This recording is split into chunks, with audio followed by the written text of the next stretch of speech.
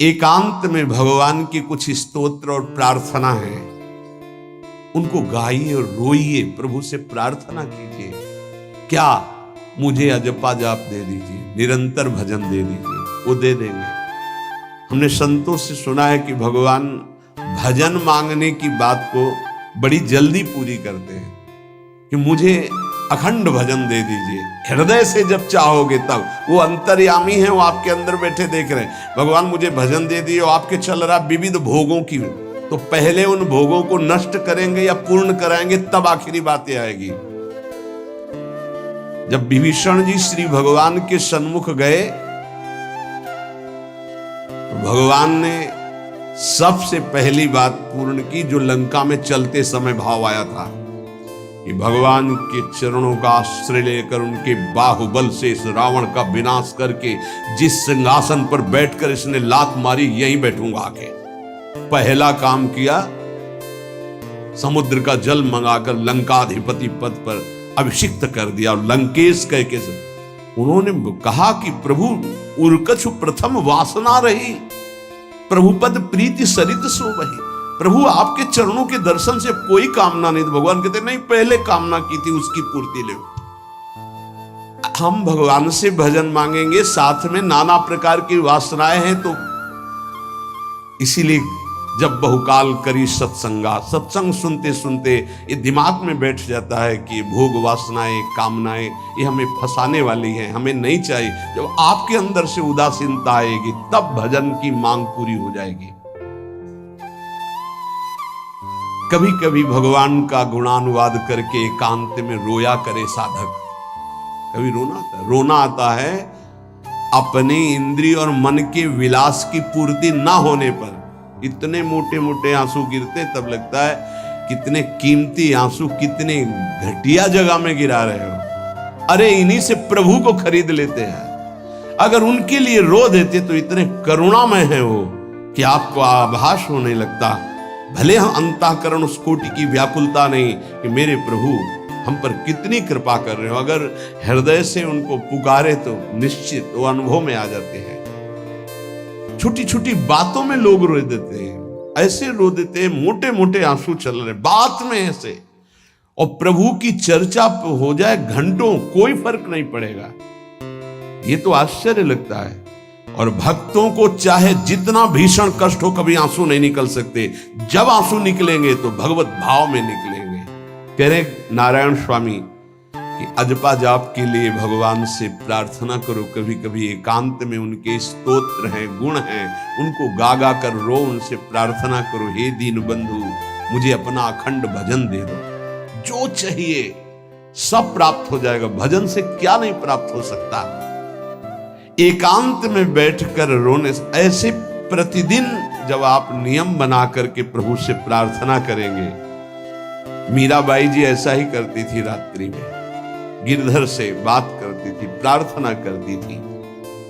नारायण स्वामी जी कह रहे उपासक ये बिल्कुल ध्यान रखे, यदि नाम सिद्ध करना है तो झूठ बोलना शपथ पूर्वक त्याग दे। झूठ नहीं बोलूंगा, सत्य बोलना इस अजपा जाप के लिए निहायत जरूरी है, निहायत जरूरी है। प्रार्थना है, काहे को मलिन करे जिह्वा। जब हम भगवत मार्ग में चल रहे तो ये याद भूल जाती है हमें कि हमें सत्य ही भाषण करना है, असत्य नहीं बोलना। ये हमें भूल जाते हैं। क्यों भूल जाते हैं? क्योंकि माया का ऐसा प्रभाव। अगर हम भजन के प्रेमी हैं, भजन बढ़ाना चाहते हैं, तो हम झूठ क्यों बोले? सारे जगत में जो भी तुम्हारे सामने आवे, दृष्टि से उसको जरूर देखकर एक बार प्रणाम करो। मेरे प्रभु इस जीव जंतु के रूप में, जड़ के रूप में, चैतन्य के रूप में। इससे तुम्हारे हृदय में पवित्रता बढ़ेगी, अजपा जाप चलने में सहायक होगा। सत्य बोलना, भगवान से एकांत में रोकर प्रार्थना करना, सबके प्रति भगवत भाव रखकर प्रणाम करना, जिससे तुम्हारा कहीं दोष दर्शन नहीं होगा। किसी के मन को दुखाने वाली कभी बात न कहे, किसी को दुर्वचन न कहे, किसी का वैर भाव अपने हृदय में स्वीकार न करे। ये साधन मैंने स्वयं किया है नारायण की कृपा से इस दास को वेदांत का भी पूरा ज्ञान है और भक्ति मार्ग का भी, दोनों का आखिरी भाव समदर्शिता है, चाहे भक्ति से चाहे ज्ञान से। सब में ब्रह्म देखना, सब में वासुदेव देखना, सब में इष्ट देखना। भक्ति विषय में भजन और ज्ञान विषय में नारायण, ये दोनों बात भक्त में होनी चाहिए। भक्ति का प्रथम और अंतिम विश्राम भजन, हर समय भजन चलना, और आंतरिक ज्ञान का विषय सब में हमारे इष्ट देव, ये दो बातें जरूर होनी चाहिए परिपक्व भजनानंदी होने के लिए।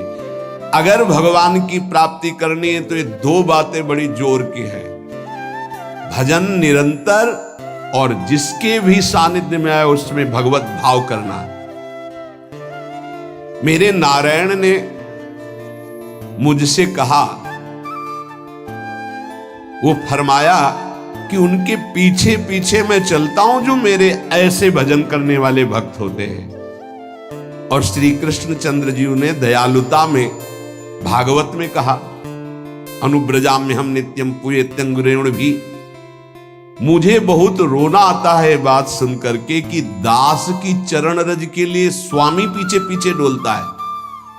किस भक्त के पीछे? जो दो बातें यहां कही, जो निरंतर नाम जप करता है और सब में भगवत भाव रखता है। तो भगवान नारायण ने स्वामी नारायण स्वामी से कहा कि मैं उसके पीछे पीछे डोलता हूं कि उसकी चरण रज मेरे ऊपर पड़ जाए। और भगवान श्री कृष्ण चंद्र जी का निरपेक्षम मुनिम शांतम निर्वैरम सम दर्शनम, निरपेक्ष जो किसी की अपेक्षा नहीं रखते, किसी से कोई संबंध नहीं स्वार्थ का। मुनिम जो निरंतर मंत्र का नाम का मनन करते रहते हैं। शांतम हर द्वंद्व की प्रहार स्थिति में वो शांत रहते, विचलित नहीं होते। निर्वैरम कोई उनसे वैर करे तो भी वो उससे वैर नहीं करते।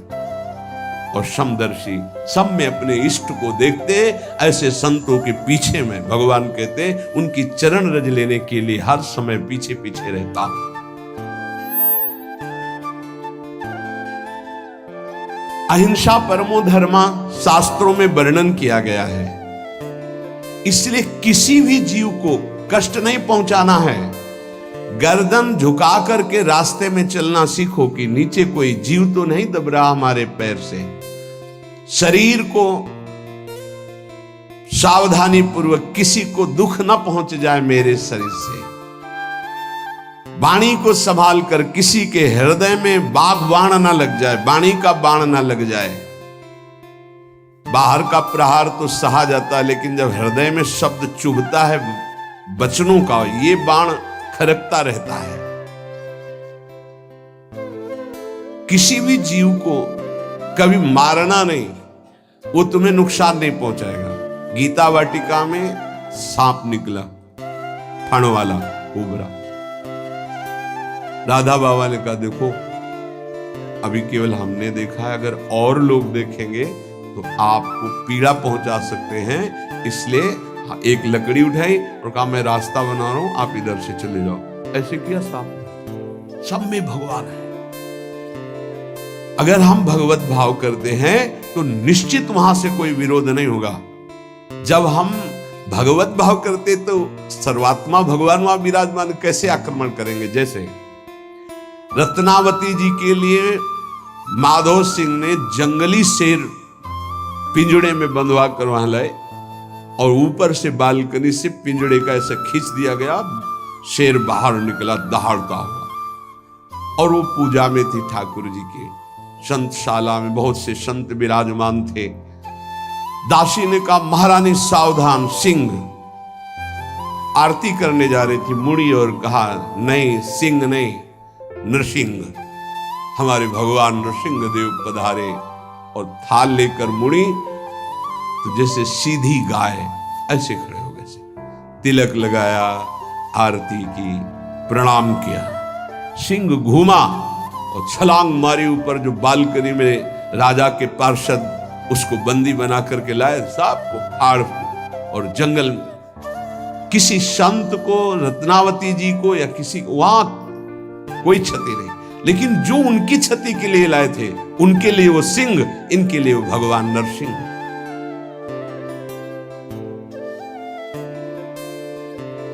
यथा योग्य दूसरे की सहायता करना, ये अपने भजन को बढ़ाने के लिए अत्यंत आवश्यक है। नारायण स्वामी जी कहते हैं साधु क्या सहायता करेगा? मान लो जो अकिंचन है वो क्या सहायता करेगा? तो विद्या दान सबसे बड़ा दान है। तुमने जो शास्त्रों में स्वाध्याय किया है, जो अनुभव किया है, वो दूसरों को दो। जो अधिकारी है, जो दैन्य है, जो सुनना चाहता है, उसे जरूर सुनाना चाहिए। जो विद्या का दान करता है, भगवान का भजन बहुत सहजता से होने लगता है दूसरे को भजन में लगाने की बात। इसीलिए जैसे आप गृहस्थ में हैं तो आप अपने परिवार के छोटे बच्चे बड़े सब 5 मिनट आप राधा राधा कहिए, आप 10 मिनट भजन कीजिए, आप स्वयं कीर्तन कीजिए, पूरे परिवार को सुनने को मिले, बहुत लाभ मिलता है। सब अगर नगर कीर्तन करें तो लाखों लोगों के पाप नष्ट हो जाए, आपको बहुत जल्दी भगवत प्राप्ति हो जाए। ये साधन होते थे। अब क्या हो गया कि इतनी भजन के प्रति लघु बुद्धि हो गई कि शर्म लगेगी कि हम पूरे गांव में कैसे कीर्तन करें। जो शर्म लगने वाली बातें उनमें शर्म नहीं, नाम जप में शर्म लगेगी कि हम 10 लोग मिलकर नगर कीर्तन करें। पहले ऐसा था, प्रातः 4 बजे गांव के 10-20 लोग बड़े बूढ़े मंजीरा लेकर ढोलक लेकर के आसपास गांव में फेरी देते थे, जिसे प्रभात फेरी कहते थे, और वो नाम कीर्तन करते हुए कितनी सुंदर प्रथाएं थी। शाम के समय रामायण या भागवत की कथाएं कोई जो पढ़ा लिखा है वो सुना रहा है, 10, 20, 50 ऐसे आसपास के घरों के लोग बैठकर भगवान की चर्चा सुन रहे हैं। ये जरूर करना चाहिए, जो भजन के लिए बहुत उत्साह बढ़ता है। ध्यान करते समय, भजन करते समय मन तुम्हें घुमा घुमा कर माया में फंसाएगा। नारायण स्वामी का अनुभव, तुम्हें उसको घुमा घुमा के भजन में लाना है, ये युद्ध करना है। मन ने जो मांगा वही हम देने के लिए तैयार हो जाते हैं। ध्रुवदास जी कहते हैं, मन अब तक तूने जो कहा मैंने किया, मैं जो कहता हूं तुम्हें करना पड़ेगा। थोड़ा तो हिम्मत लाओ मन से लड़ने के लिए, और किसी से लड़ने की जरूरत नहीं। मन को जीत गए तो सच्चे गुरु बन जाओगे। मन को जिसने चेला बना लिया वही सच्चा गुरु नहीं। मन के सब चेला हैं, कोई बिरला ऐसा है जो मन को अपने शिष्य बना ले। बहुत ध्यान दीजिए, लाखों बार प्रश्न आते हैं ये। मन जब तुम भजन में बैठोगे तो घुमा घुमा कर माया में मारेगा, आपको वहीं गिराएगा। तुमको ये करना है कि उसे घुमा घुमा कर नाम में लाना है। चल राधा राधा राधा, तेरी एक बात नहीं सुनेंगे। इस साधन के करने से मन की शक्ति जो विषय भोगों में फंसाने वाली है वो कम हो जाती है। ध्यान दीजिए, बड़े अनुभवी महात्मा है नारायण स्वामी। बार बार जब आप अपने मन को संसार की तरफ जाते हुए से घसीट कर नाम में लाएंगे तो कमजोर पड़ जाएगा और वो तुम्हारे अधीन होने लगेगा। मन जिसने अधीन कर लिया वो साक्षात भगवत स्वरूप हो जाता है। मन मारिया तन बस में की ना, हुआ भरम सब दूर। बाहर से कछु दिखत नाही, अंदर चमके नूर। आपो त्याग जगत में बैठे नहीं किसी से काम, उनमें तू कछु अंतर नाही, संत कहो चाहे राम। वो भगवान का स्वरूप हो जाते हैं। मन की प्रत्येक स्फुरणा पर ध्यान रहे, वो तुम्हें संसार की तरफ घुमा घुमा कर मारेगा, तुम्हें घुमा के नाम में लाना है। ये साधन तुम्हें अजपा जाप में स्थित करेगा। मन रूपी दर्पण को साफ करना है। जो जो वासना आवे उस वासना को नहीं भोगना है। इससे मन रूपी दर्पण साफ हो जाएगा। जैसे जैसे तुम वासनाओं को भोगते हो वैसे वैसे मन के ऊपर परत चढ़ती चली जाती है मल की, और जैसे जैसे तुम वासनाओं को नहीं भोगते हो तो मन निर्वासनिक होता जाता है। भोगने से सुख नहीं मिलेगा, ना भोगने से सुख मिलेगा। भोगने से शांति नहीं मिलेगी, ना भोगने से शांति मिलेगी। त्यागात् शांतिरंतरम। अब बहुत बुरा बैठ गया है ये हमारे हृदय में कि हमारे मन में जो आए वो भोग मिल जाए, हम सुखी, बड़ी कृपा।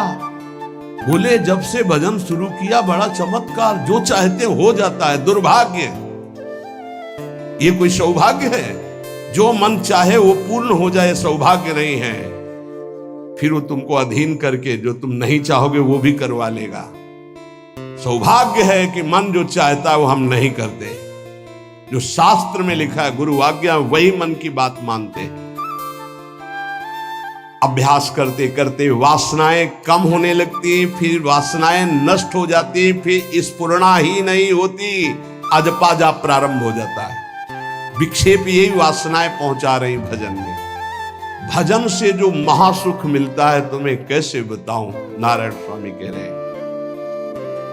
मन को वश में करने पर जो सुख मिलता है वो ब्रह्मा को भी सुख नहीं है। अब आप सोच लीजिए, मन के अधीन होने पर दुर्गति तो सब देख रहे हैं, लेकिन मन को वश में करने पर जो सुख है वो परमेष्ठी पद ब्रह्मा में भी नहीं है। इसीलिए भक्त कहता है, न पारमेष्ठ्यम न महेंद्र धिष्णम, नहीं चाहिए देवराज इंद्र का पद या ब्रह्मा का पद। ऐसा सुख स्वयं मिल गया क्योंकि मन अधीन हो गया। इसलिए इस दास ने स्वामी नारायण की कृपा से इस मन को अधीन किया। नेत्रों से जलधारा बहने लगी और हर समय नारायण की छवि नेत्रों में बस गई और जिह्वा ने प्रबल रूप धारण कर लिया। नारायण नारायण नारायण नारायण। अभी जिह्वा प्रबल रूप, समोसा, चटनी, ये वो कैसे नाम मीठा लगे। राधा नाम सुधा रसम, पानी आया मुंह में? नहीं। राधा नाम सुधा रसम, पानी आया मुंह में? नहीं आया। वह भी गरम गरम समोसा, चटनी, ये या अमुक चीज या अमुक, मुंह में पानी आ जाएगा क्योंकि हमारी जिह्वा का स्वाद बिगड़ गया। बोले हमारी जिह्वा प्रबल हो गई। किस बात में? रुकी नहीं रही। राधा राधा राधा राधा, जैसे राधा बाबा की। नारायण स्वामी जी कह रहे नारायण नारायण नारायण। हमने इसको कैसे वश में किया? बाजार में जाता, मिठाई की दुकान के सामने खड़े होता, जो सब चीज दिखाता, मैं कहता नारायण नारायण नारायण, कुछ नहीं मिले, चलो। फल की दुकान में जाता, जगह जगह इसको हर चीज दिखाया, कुछ नहीं दिया, ये हमको जलाया, वो हम नारायण नारायण के द्वारा इसको शांत किया। माया ने हर चीज मंगवाकर हमारे सामने रखी पर नहीं खाया। ध्यान दीजिए, महापुरुष अपने इसको लिखने के पहले उन्होंने लिखा है कि मैं कोई लेखक नहीं हूं, मैं उन साधकों के लिए जो भगवत साक्षात्कार करना चाहते हैं उनके लिए रात्रि में अपने प्रिय नारायण का भजन रोक करके कुछ बातें लिख रहा हूं। अगर इनको स्वीकार करोगे तो आपका भी अजपा जाप चलने लगेगा, आप भी भगवत साक्षात्कार कर लेंगे। जब हमने देखा कि बहुत सुंदर सुंदर भोजन बन करके हमारे सामने माया भेजने लगी, नारायण भेजने लगे, ऐसा नहीं कह रहे, देख लो साधक की चतुरता देखो। माया हमारे सामने अच्छा अच्छा भोजन पकवान, पर मैं कभी उन अच्छे भोजन को नहीं पाता, मामूली साधारण उससे निकाल करके भोजन पाता। जितने सिद्ध हुए हैं उनकी रहनी है ये है। मिठाई, चरफरा, स्वादिष्ट जवान पर ना रखने का नियम ले लिया, ये बड़ी बात। अभी कुछ समय पहले एक महापुरुष पधारे, उन्होंने पहले आजीवन मिठाई छोड़ दी, कोई मीठा, फिर नमक छोड़ दिया, फिर भगवदाकार वृत्ति में शरीर भी छोड़ दिया। क्या महापुरुषों ने पाया है कि हम प्राण और शरीरों को इस सब कुछ समझते। पहले ही बता दिया था 3 दिन पहले कि अमुक समय में शरीर छूटेगा, और हंसते खेलते सबके सामने शरीर समाधिस्थ होकर छोड़ दिया। मिठाई, स्वादिष्ट चरफरा चाहते हैं अजपा जाप, लेकिन गुलाब जामुन पा करके, बढ़िया बढ़िया पदार्थ पा करके, भाई इनका प्रभाव है, ये भजन में नहीं लगने देंगे, देख लेना, भजन में नहीं लगने देंगे। और अभी 10 दिन केवल हमें समय दो आप, फिर हम आपको देखेंगे कि आप कितना भरपेट भोजन पाते हैं। किसी भी मिठाई में चीनी नहीं पड़ेगी और किसी भी दाल या कढ़ी में नमक नहीं पड़ेगा, मिलेगा सब कुछ। खीर भी मिलेगी, गुलाब जामुन भी मिलेगा, पर चीनी नहीं होगी। दाल भी होगी, सब्जी होगी, कढ़ी होगी, पर नमक नहीं होगा, चलेगा। 10 दिन बाद आप देखो अगर पेट न पचकने लगे तो स्वाद ही नहीं मिलेगा। ये क्या हो रहा है? ये जवान को संभालना है अजपा जाप के लिए। गोस्वामी तुलसीदास जी ने अगर लोन बिना सब्जी ऐसे सीठा भोजन तो बहुत जल्दी नाम सिद्ध हो जाए, तो हम कह रहे चलो ऐसा नहीं सही तो पर सात्विक और थोड़ा पाना सीखो। देखो माया की व्यवस्था में कमी नहीं रहेगी, व्यवस्था तो बहुत जोर की होती रहेगी, आप चिंता ना करें। खाते खाते मर जाएंगे, भोजन कम नहीं होगा, ये सृष्टि का क्रम है। आप अपने अगर जिह्वा को आपने विविध प्रकार का स्वाद दिया तो इस दास ने जो अनुभव किया कि नाम जप नहीं चल पाएगा निरंतर। नारायण स्वामी कह रहे, देख लो नाम चलाना है या रसेंद्री, थोड़ा नमक कम हो, नमक अरे यार कभी कभी तो साधु को ऐसा सौभाग्य मिलता है कि नमक ना हो, कभी ऐसा बिगड़ा है चुपचाप दबा के प्रसन्नता से मन की इंद्री को नहीं, शांत, कैसा भोजन, बहुत प्रसाद, बहुत सुंदर था। कभी ऐसा, कभी नमक ना हो, कभी कम नहीं मांगना चाहिए, कम से कम थोड़ा तो कभी कभी अवसर मिले ऐसा। कभी खीर बनाओ, चीनी ना डालो, देखो ना बिल, कभी ऐसा। फिर देखो खीर कौन मांगता है? एक दोना के बाद मान लो उपदेश हो गया कि तो एक दोना के बाद खीर नहीं, वो अजपा जाप के लिए खीर मना है अजपा जाप। ये रसेंद्री का विलास बहुत विचित्र, बहुत विचित्र है। खाते खाते मीठा शुगर हो गया, खाते खाते परेशान, लेकिन फिर भी रसेंद्री नहीं मानती। जो निरंतर भजन करना चाहता है उसे 24 घंटे गुरुजनों के द्वारा बनाई हुई दिनचर्या में ही रहना चाहिए। एक दिनचर्या कोई पकड़ लीजिए, एक आज्ञा पालन कीजिए। अगर 100 आज्ञा ना पालन करने की सामर्थ्य आ जाए तो बताना, एक कोई आज्ञा पालन कर लीजिए, वो 100 आज्ञा पालन, और एक आज्ञा उल्लंघन कर दीजिए, 100 आज्ञाओं से आपको नीचे गिरा देगी। एक दिनचर्या पालन कर लीजिए, आप अपने मन को आज्ञा पर लगा दीजिए, एक दिनचर्या पालन कर लीजिए। कौन सी दिनचर्या ऐसी कठिन है जो आप पालन नहीं कर सकते? मैंने एक यूरोप का आदमी था, वो बहुत अमीर था, वो मरते समय घर वालों को कहा कि मैं एक वसीयत लिखा है, वो मुझे पढ़ने को मिली उस दिन। पूज्य नारायण स्वामी जी कह रहे, उसमें कोई रुपया पैसा की वसीयत नहीं थी। उसने एक बहुत मोटे अक्षरों में शब्द पूरा खाली, पूरी डायरी खाली, केवल एक शब्द, और कहा मैं ये वसीयत आप लोगों को लिखकर, time is money in the world. सही शब्द है कि गलत है? वर्ड होगा, हाँ, क्योंकि ज्यादा पढ़े लिखे। Time is money in the world, दुनिया में सबसे बड़ी संपत्ति समय है। दुनिया में सबसे बड़ी संपत्ति समय है। जब से मैंने ये पढ़ा तो इस दास ने समय की सदैव कद्र की है, हर समय को सार्थक किया है।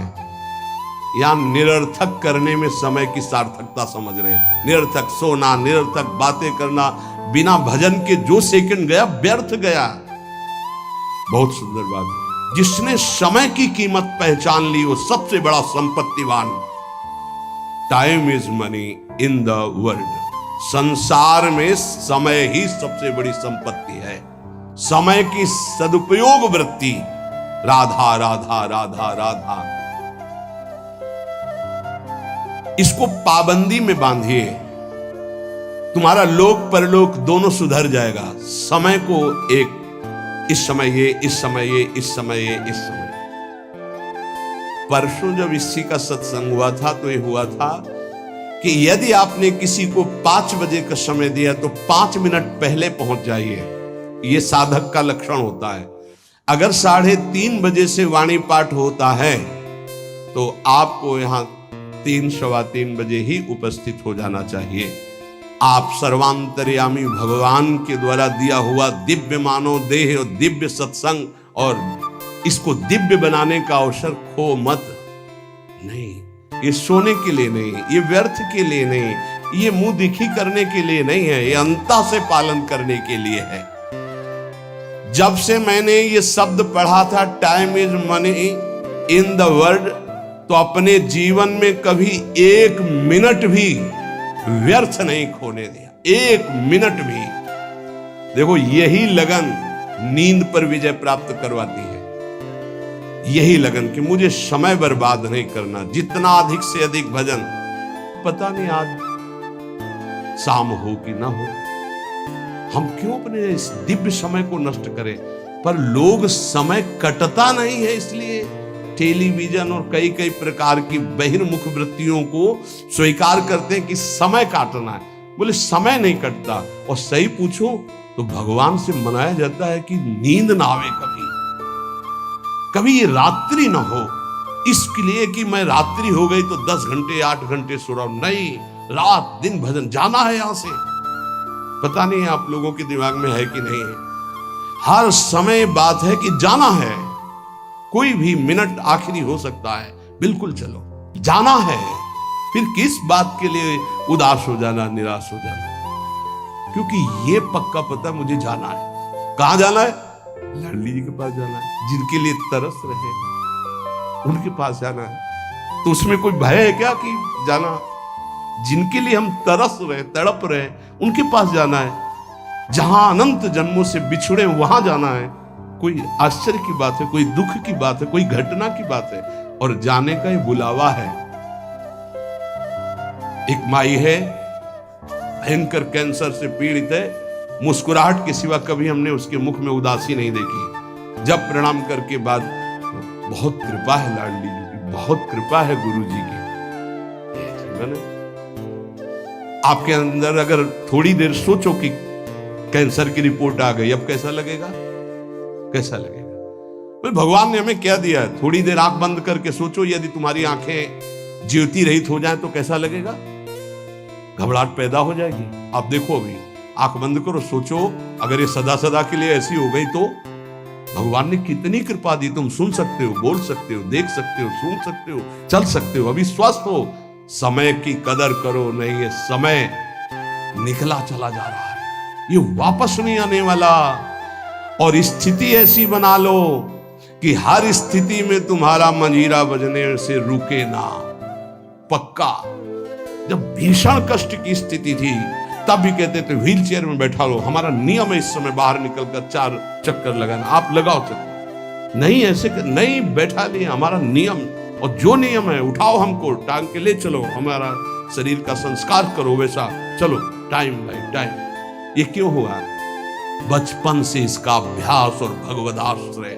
इसीलिए सबसे प्रार्थना करते हैं, ये किसी एक के लिए नहीं है। व्याधि मंदिरम शरीरम व्याधि मंदिरम, कौन सा देवता प्रकट हो जाए? किडनी फेल कर, कितने प्रकार के रोग है भैया। और एक बार जहां रिपोर्ट आई कैंसर, खत्म के भजन साधन सब खत्म, चेहरे का रंग बदल, दिल बोले ब्लॉक हो गए दोनों में से। अब वो परेशान, अरे ब्लॉक नहीं, फेल हो जा, पास हो जा, इसमें क्या? राधा राधा हर समय तैयार है। जैसे आर्मी का जवान तैयार रहता है बॉर्डर पे कि कहीं से भी गोली आ सकती है, ऐसे बिल्कुल तैयार रहो, पक्का तैयार रहो।